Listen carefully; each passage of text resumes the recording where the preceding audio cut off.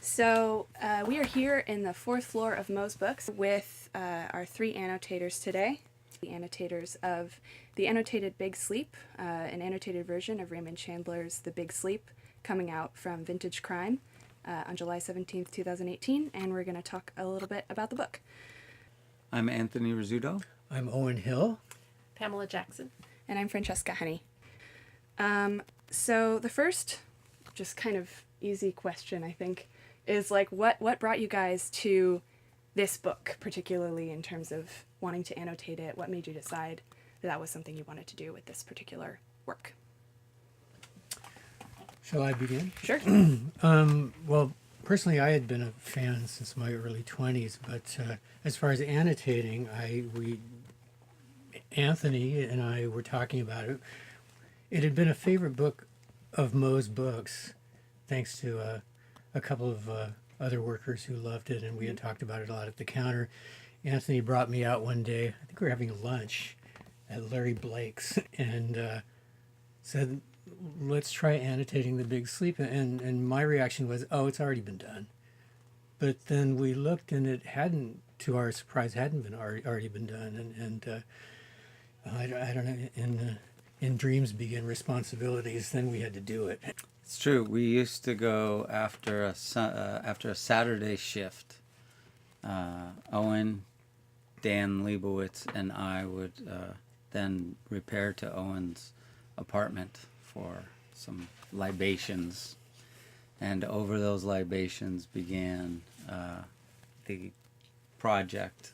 Well, for me, just to read Chandler, but then I did have the idea that we should embark on a full-scale annotation. I couldn't believe that it hadn't been done yet. So it was sort of sitting there waiting to happen. But then Owen and I had to figure out a way of actually doing it and getting a contract for it.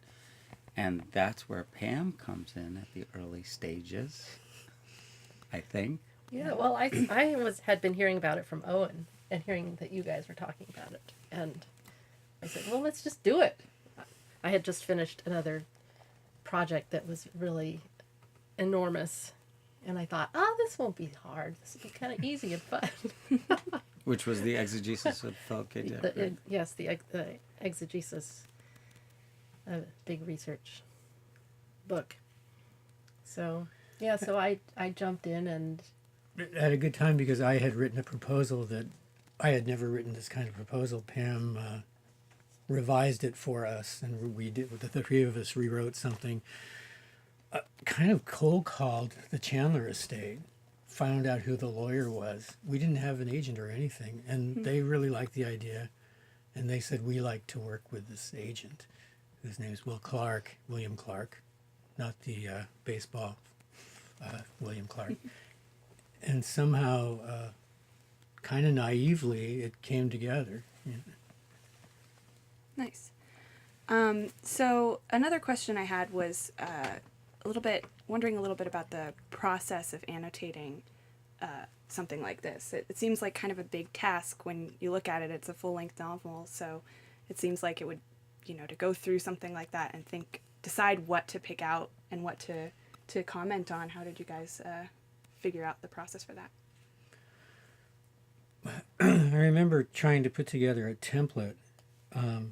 Most of that got thrown out, I think, but I just went page by page and started emailing it to these two to see what was going on. Before that, though, do you remember?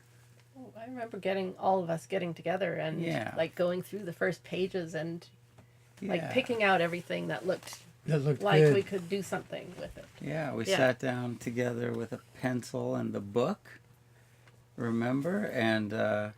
And we picked things we wanted and assigned things we didn't want to other.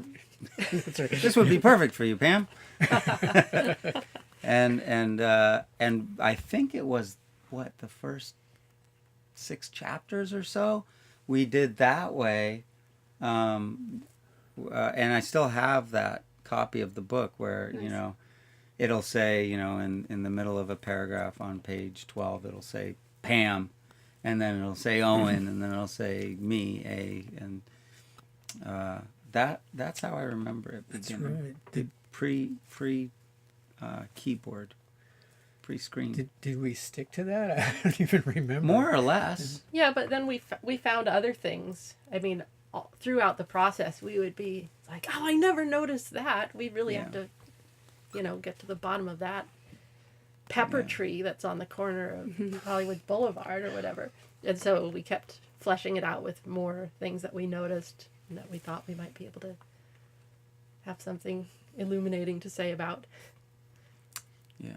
Yeah, it feels like that kind of thing probably comes up as you're working on it too, I think. Yeah.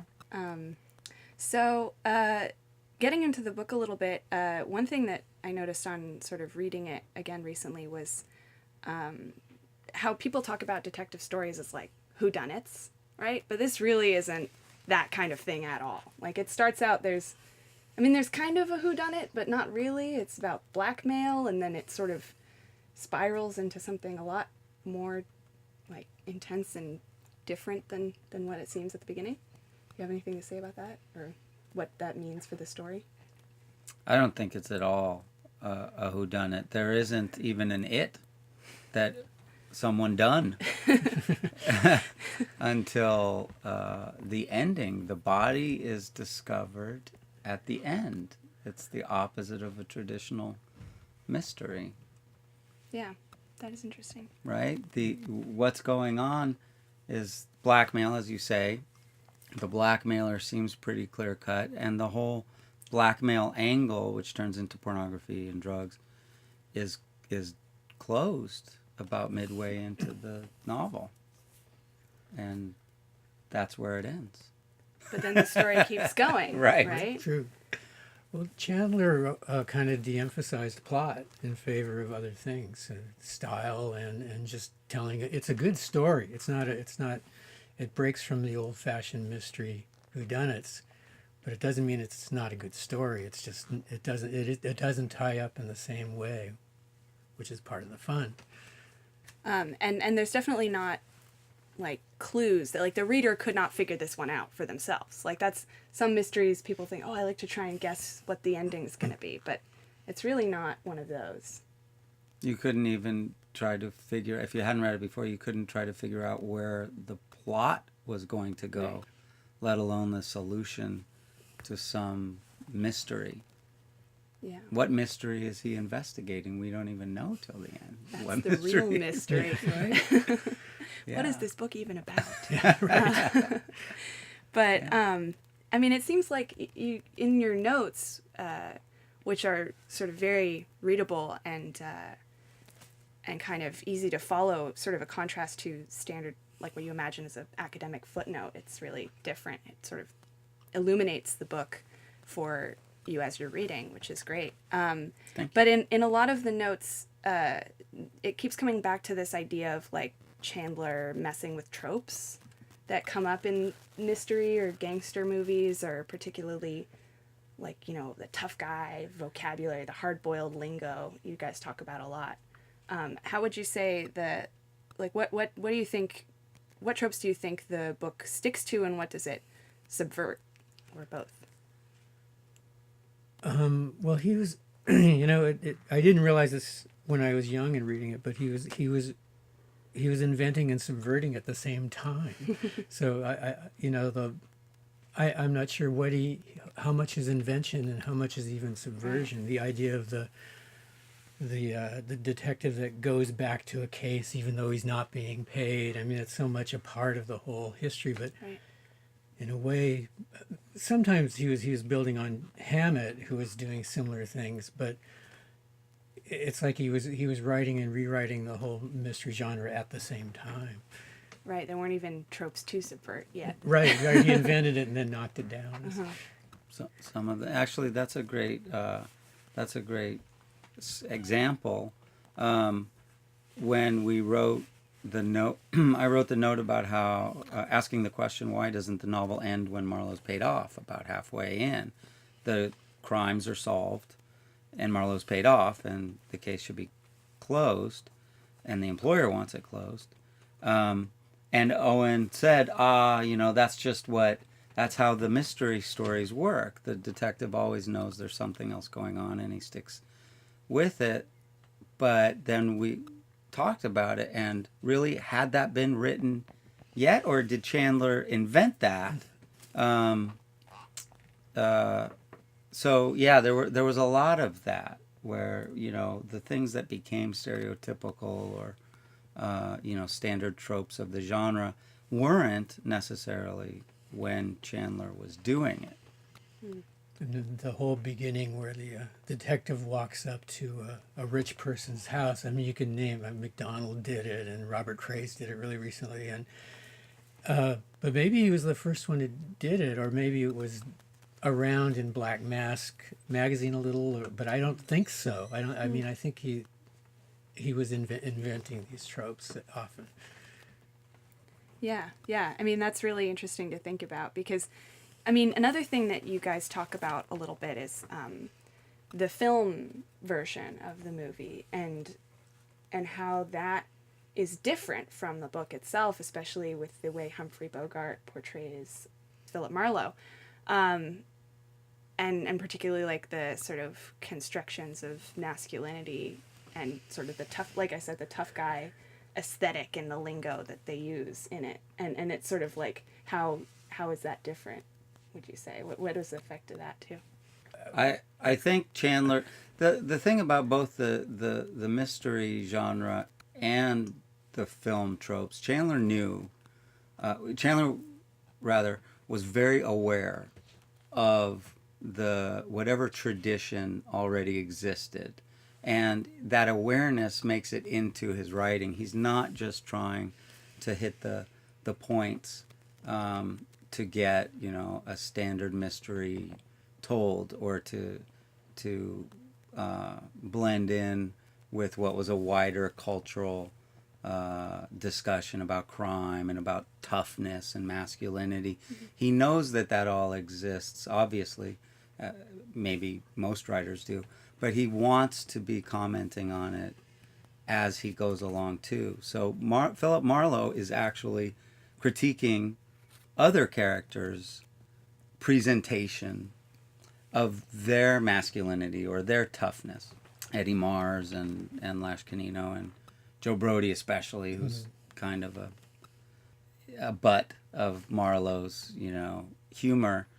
Part of why Marlowe makes fun of Joe Brody is because Joe Brody's trying to be Humphrey Bogart, in effect, or George Raft, or right, James Cagney's trying to be the tough guy in the movies, and Philip Marlowe thinks that is silly, as we would if someone came in here and acted like they were straight out of a movie.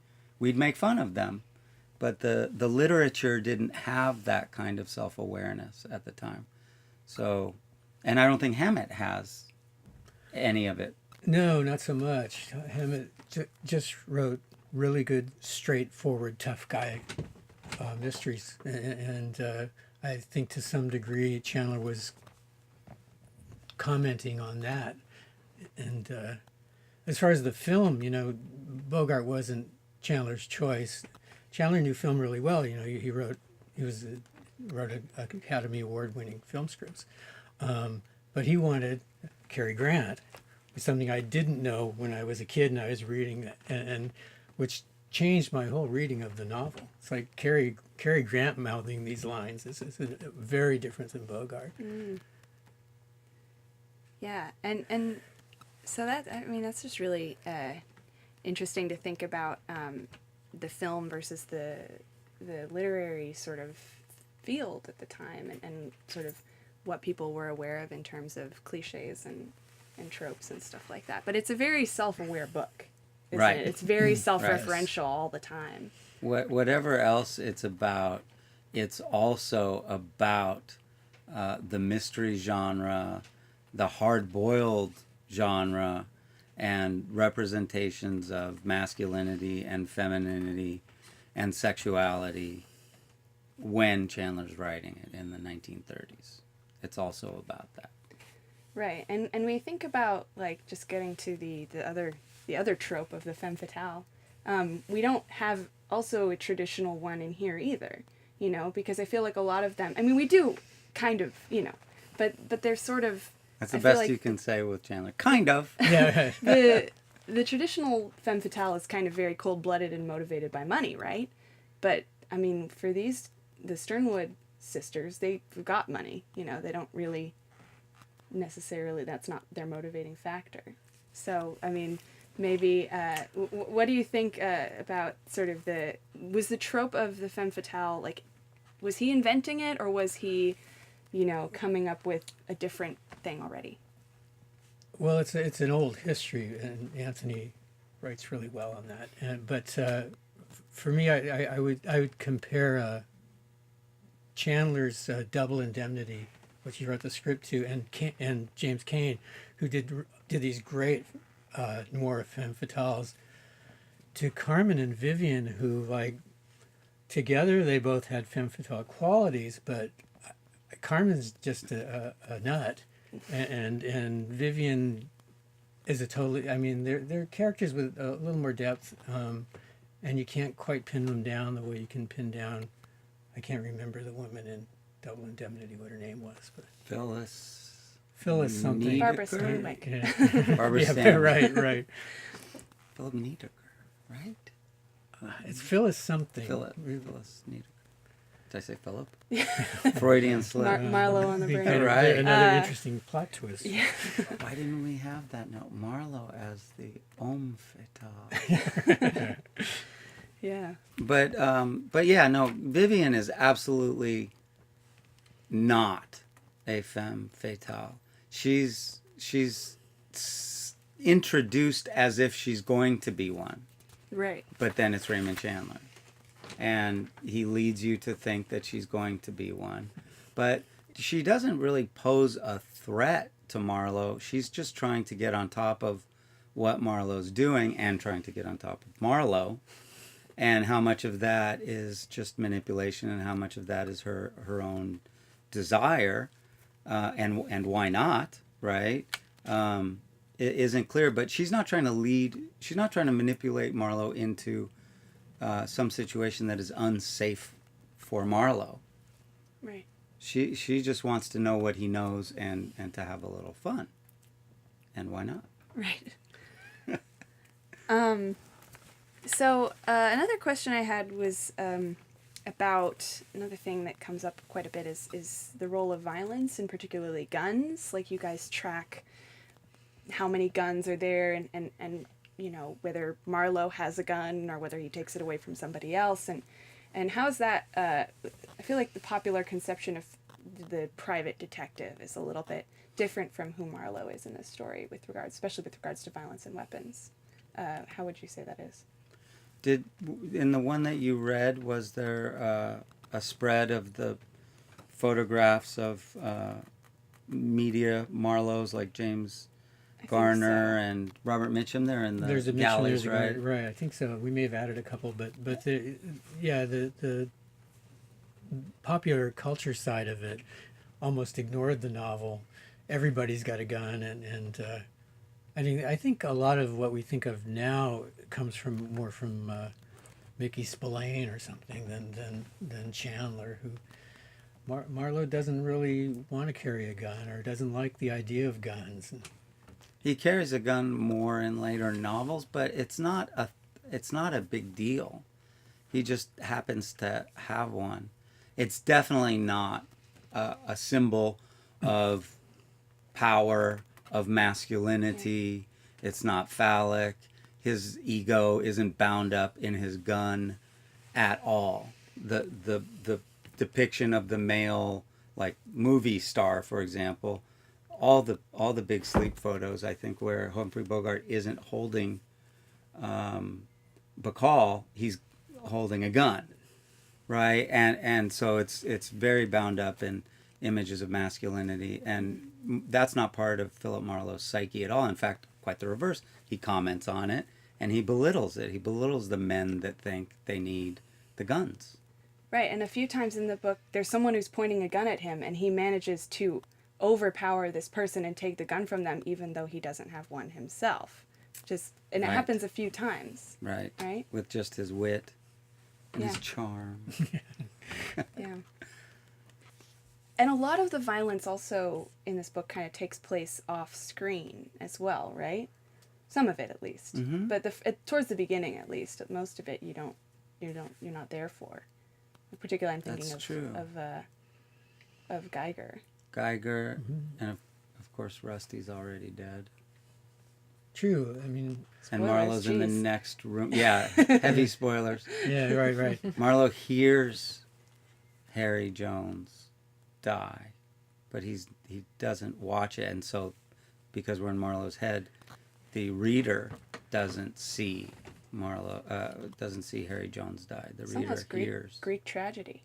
It's stuff. Right. Yeah, that's a good point. Yeah. Yeah, and it's that, and that he distances himself from Hammett that way, who is pretty brutal. Yeah, right, totally. Yeah. And it's a really good point, because by doing that, it may not be obvious to us now, but Chandler is actually swerving considerably, noticeably, from the other people who wrote the pulps.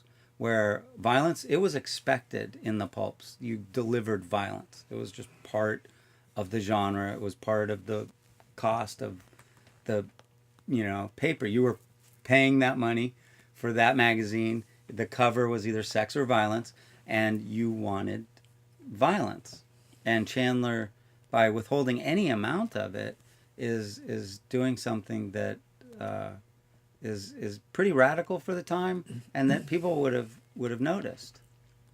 Not the elite book reviewers who just saw it as a study of depravity and the underbelly of L.A.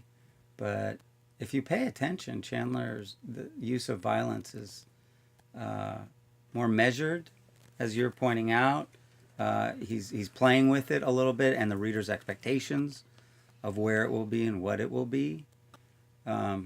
It's a lot more sophisticated when you look up close. Yeah, it's pretty interesting. So Chandler himself is kind of an interesting guy, sort of educated classically, and as you point out in the book, and kind of steeped in romantic poetry and all of the classics and stuff like that. And then he comes out and starts writing hard-boiled detective fiction. I think first he saw his way to make some quick cash. He had been fired from his oil company job and started reading the pulps, apparently according to the bios, on a trip, a car trip, and thought, I can do that.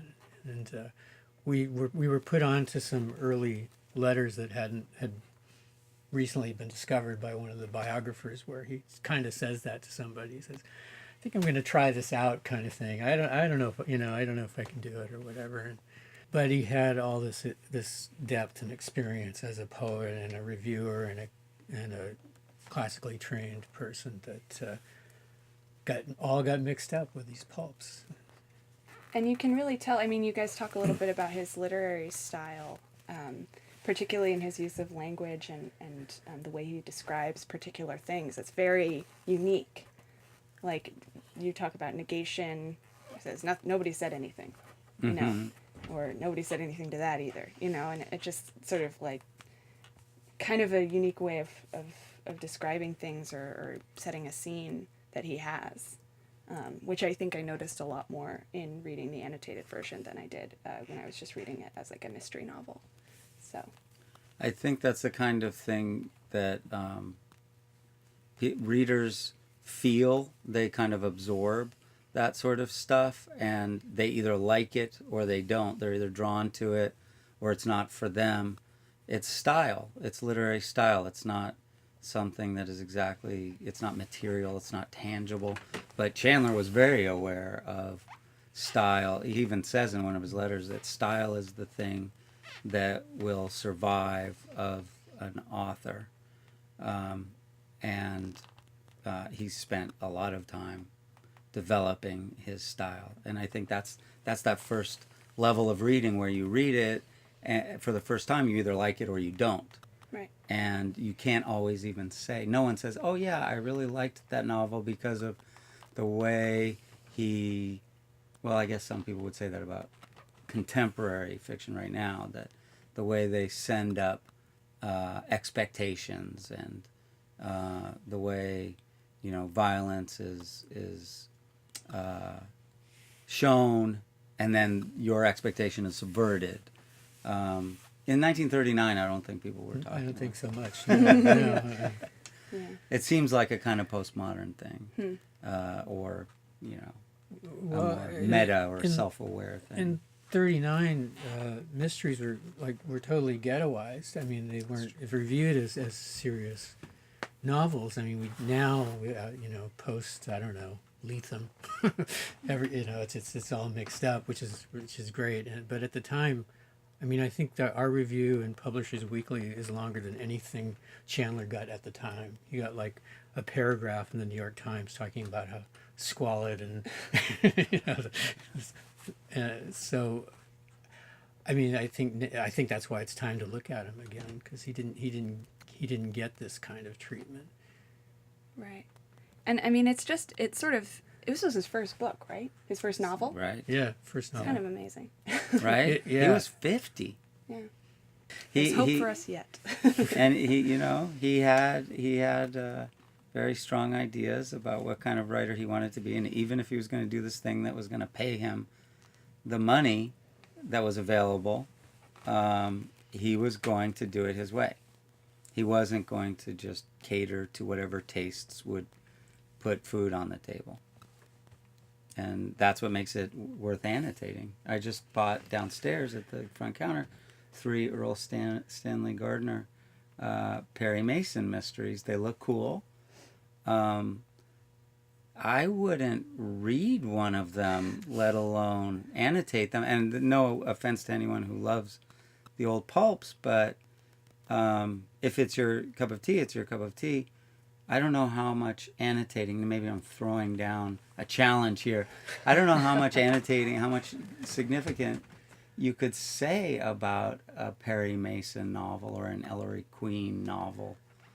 No, I mean, I'm a huge guilty pleasure reader, so I'll probably tear through those books.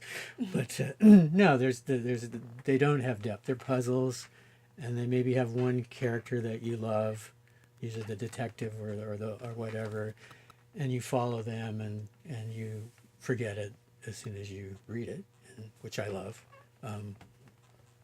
When I don't feel like reading something serious. Yeah, it's not. You wouldn't write a paper on them. You wouldn't write an academic article or want to annotate them. They're just plain fun, and Chandler includes a lot of that kind of fun. But boy, does he do more with it. Right, and I'm not trying to be a snob and say that they're not worth reading.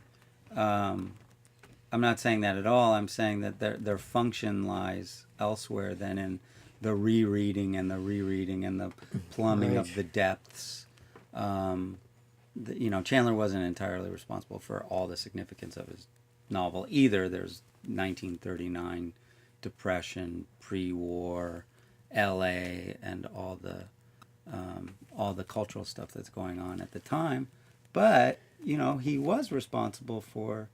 He did think through what he wanted his novel to be, and he worked really hard at it, and I think the result is something that can be reread. Something we show from that first novel, and I think Pam and Anthony did a really good job with this, is how it evolved out of the short stories. The short stories they're not great. They're kind of fun pulp. And occasionally you see what's going to happen later in Chandler's career, but like we reprint some of them with the revised stuff that's in the novel, and he was a fast learner. He really took those stories and did something with them. Although he always says he was a very slow writer, and I can imagine how painstakingly he must have gone over those sentences and over them to try to make them as good as they end up. And it's really interesting to have the comparison side by side and see the very tiny adjustments he made in his prose that made his style. It's pretty much always for the better. Just in reading them, it's like, oh, Yeah, he really added that sentence, and that made a huge difference to how you perceive the story, and it adds complexity or a few more layers to it, I feel like. Or took words out, Right. abbreviated them, Right. went over and over them. What did he say? I'm the kind of fellow that writes 35, does he say 15 or 35,000 words to turn in 5? Yeah. It's a kind of a great lesson to young writers. How important revision is. If you Google Chandler-esque, there's a result. That doesn't just happen, right? He worked on his style to a point where it's an identifiable feature of his writing. And go ahead and Google Chandler-esque. See what comes up. It's a lot of similes. I would think, yeah. Right. Yeah. But, you know, he owns his style. He took from Hemingway and Hammett, but Made it his own. he made it his own completely. He's not imitating, except where he's just outright stealing or plagiarizing, which he does. It does happen. Yeah. There's that piece in Hammett from Maltese Falcon, where and we luckily got the rights to reprint that alongside the piece in Chandler, where I don't know if it's we say we don't know if it's a challenge or if he's just stealing to steal, but it is kind of uncanny how close those passages are. So I had a last question before we wrap this up. Kind of a fun one. What's the significance of the title in your mind? There's a long note about it towards the end of the book. But why call it The Big Sleep? There's the passage where the famous passage where he says you're sleeping the big sleep, and I can't quote it, but to me that's one of the most beautiful passages in American literature. It's like on the level of like the crucifixion scene in Billy Budd. You know, it's like there's nothing like it. And maybe, I don't know, maybe he's calling attention to that. Also, there are a lot of dead people in the novel. So, and it's kind of a beautiful phrase that he apparently invented. Maybe. Right, that was Right. surprising to me, that this is a thing that hasn't shown up as much as a phrase before this book, at least as Right. far as you guys found out. No, it didn't, and I think he's having fun even in the title because, again, it's a pulpy way of speaking. It's a slangy way to say death. It's a slang way to say death, and it sounds like the big house for prison or big shot for a gangland leader. There were a lot of bigs that were current in the 20s and 30s. And we started listing bigs, and like we could do a page of it. Yeah. And so Chandler knows that that's already a formulation, the big X, but the big sleep doesn't exist, and he knows he's writing something about, one of the great subjects of human activity and thought and literature and religion, which is death. So it's almost a little bit of a wink and a nod to say, to call it The Big Sleep, to put such a large, human mortality into this very localized 1920s, 1930s phrase. And it's pulpy, it resonates with pulpiness. But as soon as you start reading, you're not going to get the straight, I think we say that, you're not going to get the straight pulp narrative. I think that about wraps it up, right? That was a great discussion. I hope we didn't put anyone into the big sleep or the little sleep. Yeah, the little sleep. Thank you for listening to this conversation on the Annotated Big Sleep with the annotators Owen Hill, Pam Jackson, and Anthony Rizzuto. The book is out July 17th. I've been Francesca Honey, and we've been recording at Moe's Books in Berkeley, California. Thank you.